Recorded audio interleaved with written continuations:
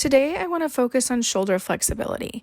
Shoulder flexibility comes into play a lot when we're doing our bridges, our front walkovers, our back walkovers, and then once we get into our back handsprings and our other harder, more complicated back tumbling, it's really important so that our shoulders can be in the correct alignment so that the weight of our body is directly where it needs to be over our hands for optimal tumbling and being able to do those harder tricks.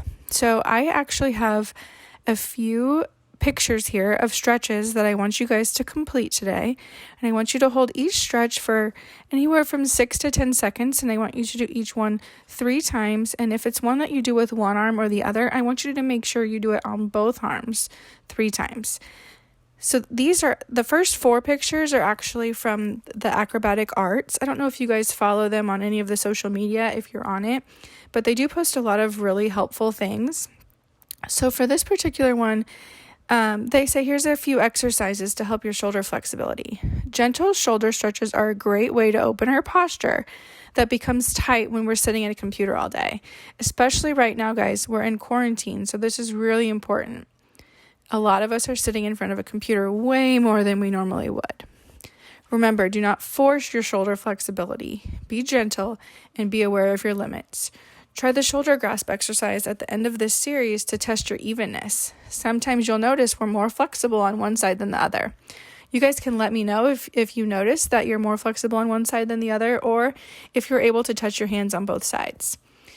Next, I have a few pictures of some yoga poses that I found that also actually are going to help us open up our chest and include that area in our flexibility. Which you can see would come into play when we do like chin stretches and things like that. And lastly, I have a skill for us today.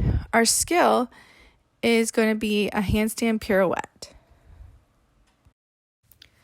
Let's take a peek at what a handstand pirouette looks like.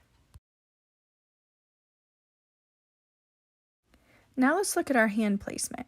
The key to this is first, knowing which way you want to turn, and second, being able to shift your weight between your hands from one hand to the other. So let's take a peek. If you're righty, the first thing you're going to do is flip your right hand, and then you're going to move your left hand to the other side. This is what turns your body. If you're a lefty, you're going to do it in reverse. You're going to flip your left hand first, and then you're going to move your right hand all the way to the other side.